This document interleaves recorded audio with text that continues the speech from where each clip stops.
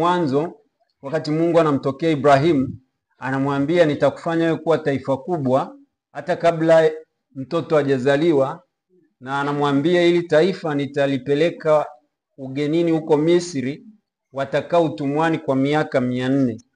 Kisha nitawarudisha kwa kuadhibu lile taifa. Kwa hiyo unapoishi ndani ya ratiba ya Mungu, kubali kuisikiliza sauti ya Mungu, ndio usalama wetu.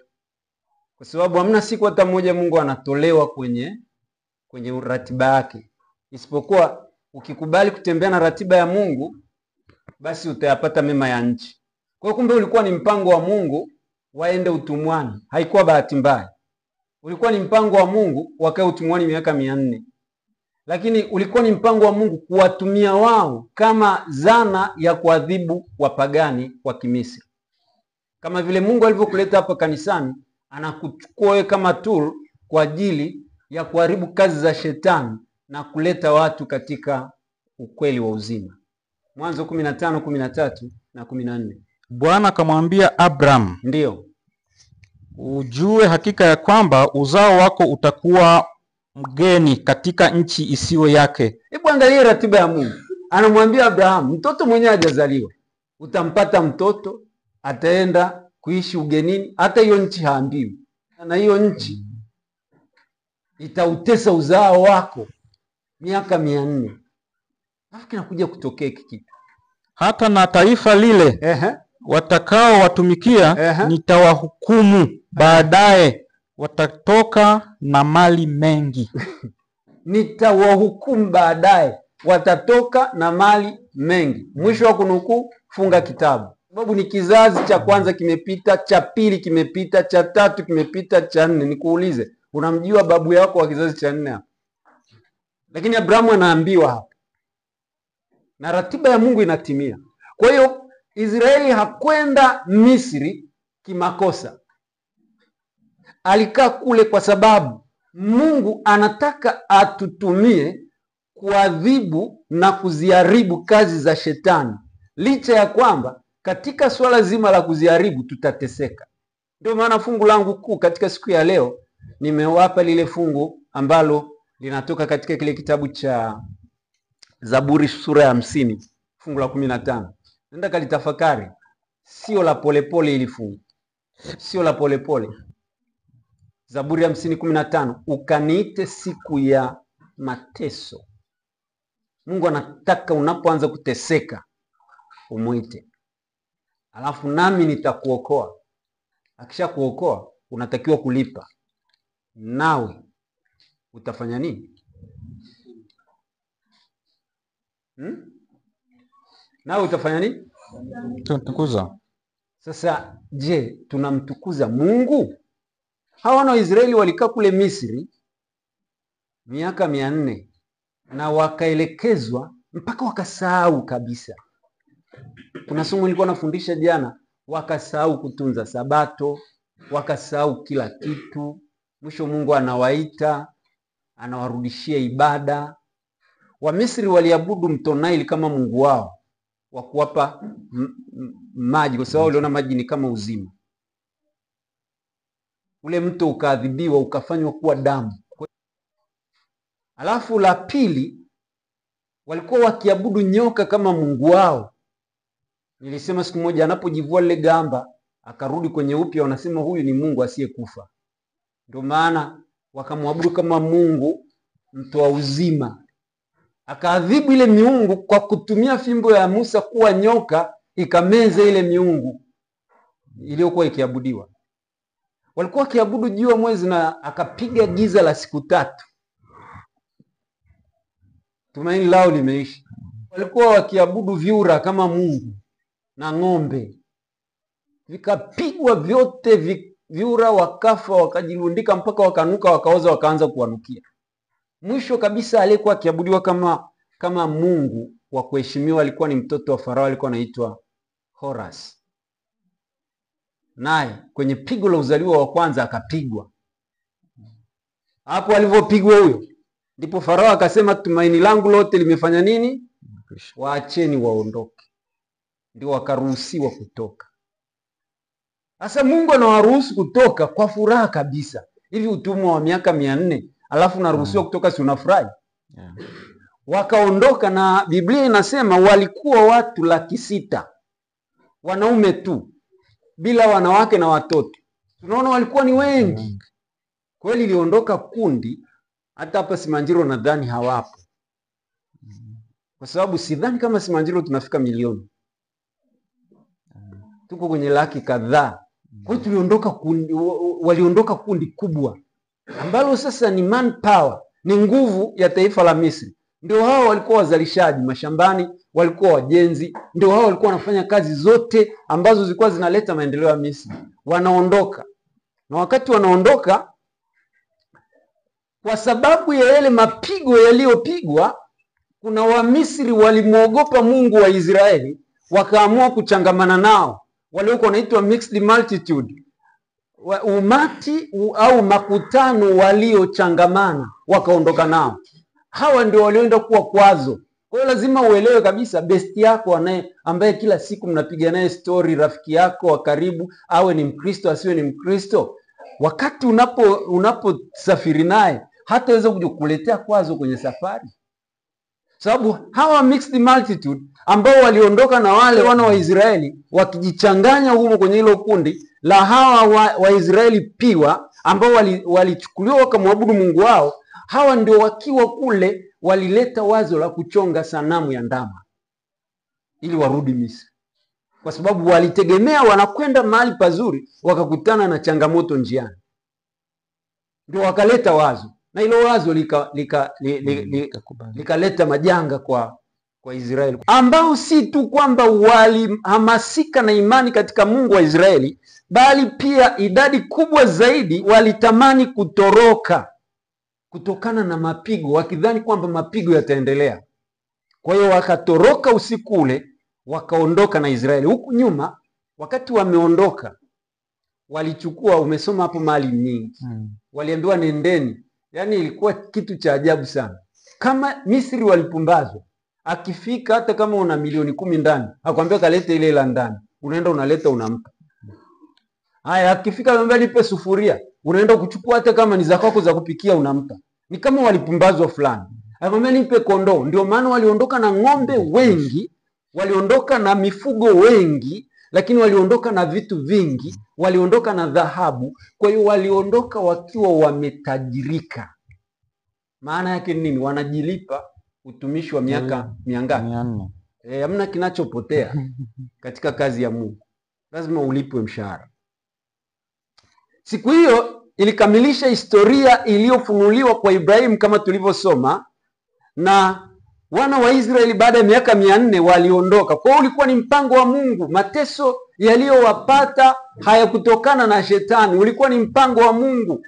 Ukipita kwenye kikombe, dawa moja ya kuangalia, piga magoti ujue kinachokutesa ni nini. Ukishajua ni mpango wa Mungu, muulize Mungu, unataka nifanye nini? Pita katika hiyo njia. Bwana Yesu asifiwe.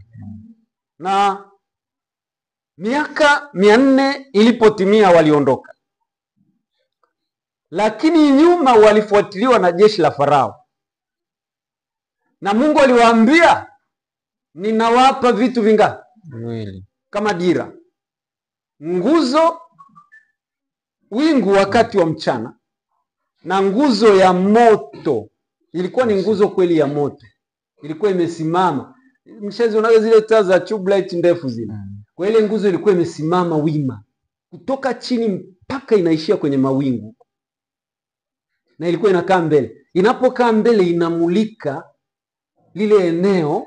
Unajua ni kitu tu hatuwezi kukiona. Ukisoma roho unabii naeleza, yani ilikuwa inamulika mwanga, wanafanya shughuli zao kama usiku ni kama mchana, na maisha yanakaa sawa. Kwa hiyo wakawa na furaha, wakatembea. Mungu aliwaongoza kwa nguzo ya ajabu ya wingu na moto wakati wa usiku. Wakati ile nguzo ilipoelekea upande ambao wenyewe hawakutaka. Sasa shida ni kwamba kuna dira iko mbele yako mzee. Kuna wakati unaweza ukafika kabisa, unaona hapo kuna neema na hapa hakuna nini? Hakuna neema. Akili yako na matamanio yako yote unataka uende hapo, lakini nguzo inapiga hivi. Hiyo ndio kesi iliyojitokeza kwa hawa watu, na nataka niwaambie nguzo mpaka sasa ipo na inatuelekeza, lazima tuende inakotuelekeza. Haleluya, Amen. Sasa jeshi la Wamisri lilikaribia likitarajia kuwafanya kuwa mawindo kwa urahisi. Nguzo ya mawingu iliinuka kwa njia ya ajabu angani, ikapita juu ya Waisraeli na kushuka kati yao na jeshi la Misri. Ile kulikuwa kuna bahari ya Shamu. Kwa hiyo ukienda mbele unazama kwenye maji unakufa. Nyuma wanakuja askari wa Farao na mikuki na mapanga. Musa alikuwa na imani kabisa Mungu atawapigania. Sasa Mungu anawaacha mpaka tatizo linakuwa kubwa, mpaka wamefika karibu kabisa. Wakashangaa kuona ile nguzo ina jump. Silikuwa mbele, ikarudi nyuma, alafu ikaziba, ikaweka kama ukuta. Huku kwa Farao giza totoro, huku nuru, huku hawaoni tena. Yaani wameingia kwenye giza lisilofaa. Ellen White ameeleza kwenye Patriarch and Prophets. Anasema huku nyuma Farao akawa haoni, yani hana uwezo tena wa kuaccess. Na ndipo sasa alivyofanya hivyo watu moyo ukarudi tena, wakarudi kwa Musa. 14:15. Bwana akamwambia Musa. Bwana anamwambia Musa, mbona unanililia mimi? Unanililia Musa nini? Waambie wana Israeli waendelee mbele. Muwe na imani, songeni mbele. Kuna mto hapo, kuna bahari hapo.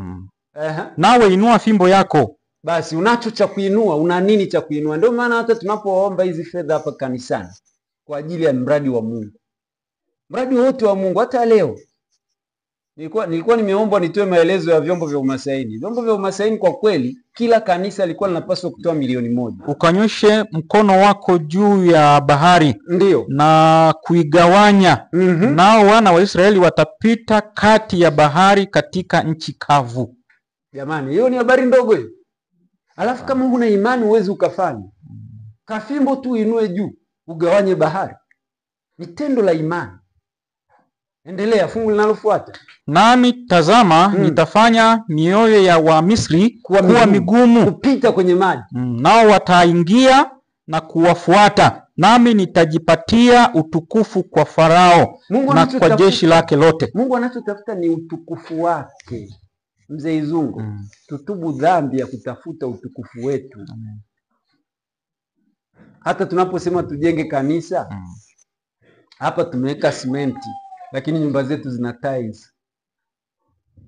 Utukufu uko kwa nani? Nyumba zetu si zina tiles. Ninawapongeza kweli, lakini bado ili kanisa litakuwa la watoto natakiwa liwekwe tiles. Bwana Yesu asifiwe. Amina. Kwa sababu Mungu anachotafuta ni utukufu. Mungu awabariki.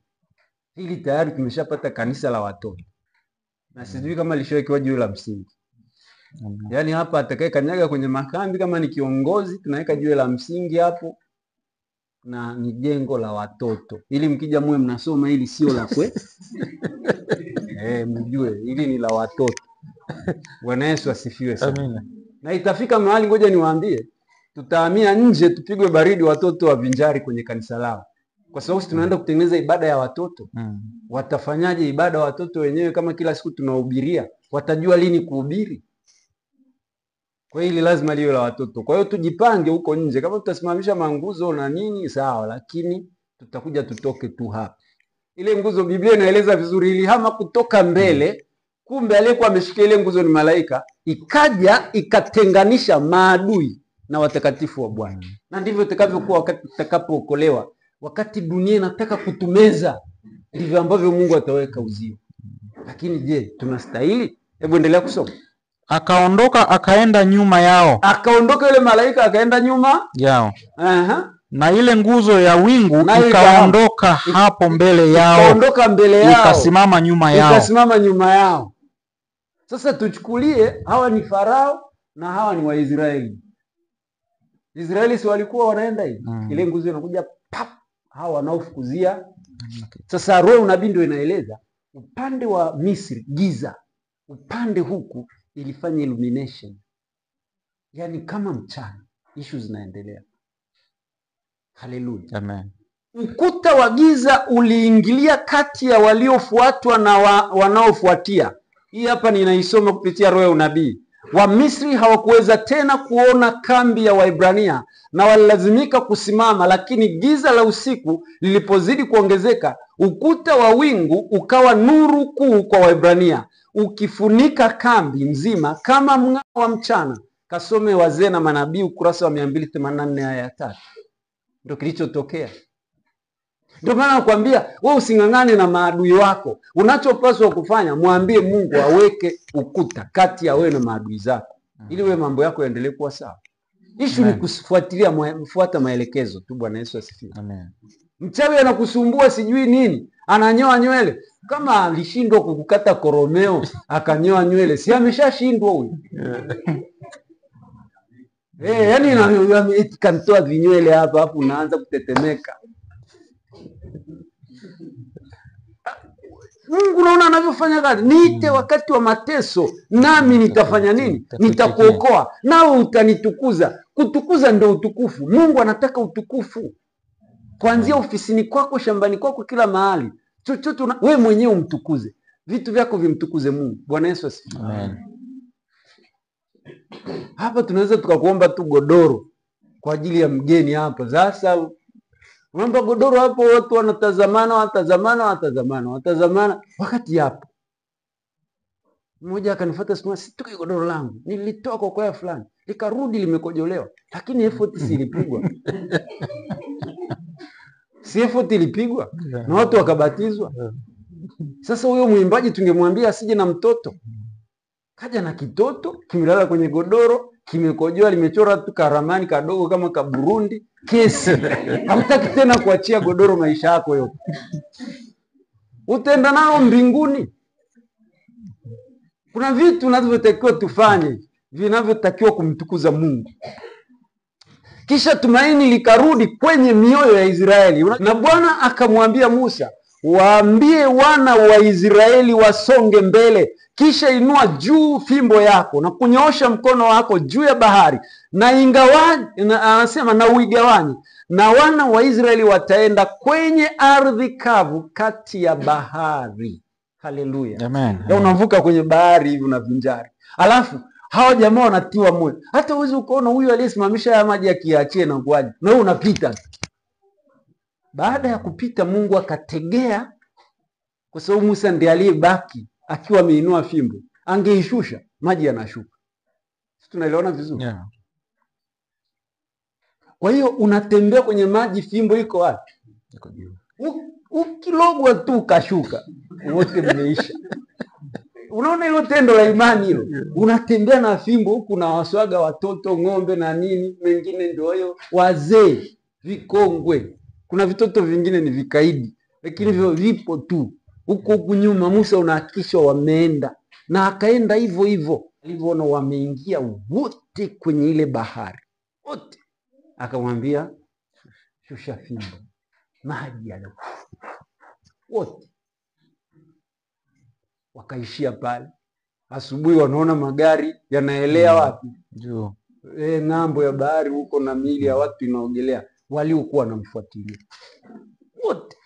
Asubuhi walivyoamka, wana furaha, wameokolewa, kila kitu kiko sawa, wamefurahi hiyo asubuhi. Wakati hiyo furaha inaendelea, wanasubiri sasa nguzo ya wingu iinuke. Hapo ndio mtihani ulikuwepo.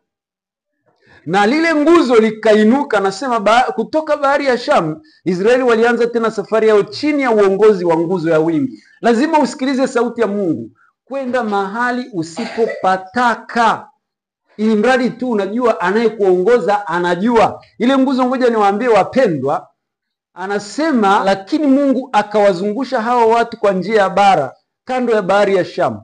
Wana wa Israeli wakakwea kutoka Misri hali wamevaa silaha. Wingu liliwaelekeza kupita eneo gumu, kwa sababu si walikuwa na mifugo. Kuna eneo lililokuwa la uwanda kulikuwa kuna green, ilikuwa ni green zone, sehemu ya kufaa kuchunga hiyo mifugo na vitu vingine, lilikuwa liko vizuri kabisa. Lakini wakati ile wingu linainuka hivi, badala ya kuelekea kule, likapita kwenye njia ngumu. Anasema eneo gumu la milima yenye majabali na tambarare zisizo na majani, ufukwe wa bahari ya Shamu.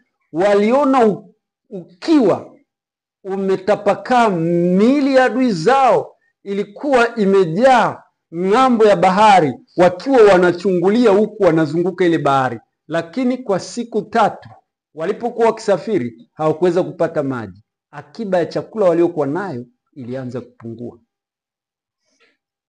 Mungu anataka aone unamtegemea vipi. Siku 3 hamna maji ya kunywa, akiba ya chakula inapungua. Na utaniambia siwezi kuja kanisani, naenda shambani. Wakati huyo ndiye anayeleta mvua. Hakukuwa na kitu cha kupooza kiu yao iliyowaka huku, kutokana na safari ndefu walioipita kati ya tambarare zilizochomwa na jua.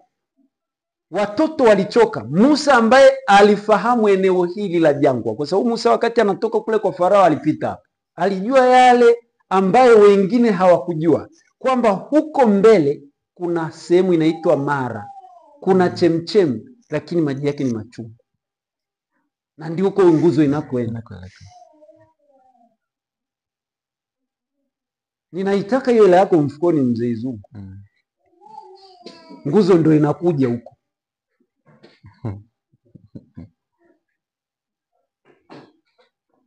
Na unajua kabisa watoto watalala njaa na karo za watoto ziko hapo. Hebu nioshe mkono kama mnanielewa. Anasema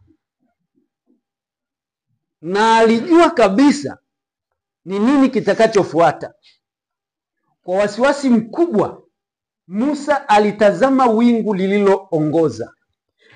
Moyo wake ulihuzunika alipoona watu wakikimbilia katika kisima hicho cha Mara kilichokuwa na maji yasiyofaa. Yaani unajaribu kuangalia, hivi kweli ni Mungu huyu anayenipitisha hapa? Kamuulize Hana, utajua kwa nini alipitishwa kwenye ile njia. Mungu anapohitaji kutukuzwa, umtukuze kwanza yeye, uteseke kwanza wewe, alafu aje akupe burudani baadaye. Bwana Yesu asifiwe. Amen. Na saa nyingine ndio maana, kwa sababu ya kuona vya kwetu ni vya muhimu na njia Mungu kuona ni mbaya, ndio maana Mungu anatuacha na mambo yetu ili tufanye kwa akili zetu, na tunapotafuta baraka hatupati. Haleluya. Anasema wanaume, wanawake na watoto kwa haraka, kwa furaha walijaa kwenye kisima, lakini kilio cha uchungu kilisikika kutoka kwa watu. Maji yalikuwa ni machungu. Kasome Wazee Manabii 291 ya pili, anaeleza hivi. Walimkosoa Musa kwa kuwaongoza njia isiyofaa. Hawajui tena habari ya wingu. Ndio maana baba wa familia, unapotaka kuleta mambo ya kiroho nyumbani, hata upingwe na dunia nzima, nyooka. Ndio maana mzee wa kanisa, unapotaka kusimamia, usije ukawa kama Haruni, unamwambia leteni hizo pete zenu nitengeneze ndama wa dhahabu. Hapana, simama, nenda pale Mungu, kwa sababu unajua kuna usalama hapo Mungu anapotaka kupeleka. Bwana Yesu asifiwe. Kuna wakati mahitaji ya wale unaowaongoza yanaweza yaende kinyume na unavyotaka. Anasema bila kukumbuka kwamba uwepo wa Mungu ulikuwa katika hilo wingu la ajabu, walimlaumu Musa, na Musa alisimama imara, lakini akamwendea Mungu akamwambia, angalia sasa, hawa watu wote wanataka kunipiga. Mungu anamwambia usiogope. Akamwambia nenda kwenye mti, kata mti, na ukishakata huo mti, tupa hicho kijiti kwenye yale maji, yatakuwa matamu. Haleluya. Bwana akachukua ule mti, na Musa akachukua ule mti, akaenda kuutumbukiza kile kijiti kwenye maji, maji yakawa matamu. Wakafurahi, wakasahau tena. Unaona sasa? Ndio kazi ya kiongozi. Yaani wakaanza tena kushangilia baada ya maji kuwa matamu, safari ikaendelea. Na anasema Kutoka pale Mara watu walisafiri hadi Elimu, ambapo walipata visima 12 vya maji. Unamwona Mungu sasa? Yaani Mungu alichokuwa anafanya, alikuwa akiwaongoza, anajua kabisa wametoka kule Misri, wamepata changamoto, na sasa walikuwa watumwa, wanahitaji wapate nguvu ya mwili. Anawapitisha hilo eneo gumu, lakini ilikuwa ni shortcut ya kufika hapa kwenye ile eneo la Elimu, ambapo ndani yake kulikuwa kuna visima 10 na vingapi? Wakapiga kambi hapa. Huko walikokuwa wanatamani kulikuwa hakuna asubuhi, wasingefanikiwa. Alafu sio hivyo tu, anasema na mitende 10. Unakunywa maji, unakuja kula tende. Tende zinaleta nguvu, wanapata nguvu ya mwili. Bwana Yesu asifiwe. Amen. Wakakaa pale kwa huo muda wa hizo siku walizokaa, na walivyokaa hapo wakaanza tena safari kwa kipindi cha mwezi mmoja kutoka Misri. Walipiga kambi yao ya kwanza nyikani. Akiba yao ya mahitaji sasa ilikuwa imeanza kuisha kabisa. Hakukuwa na malisho, hivyo mifugo yao ilianza kufa. Je, chakula kingetoka wapi kwa ajili ya makundi haya makubwa?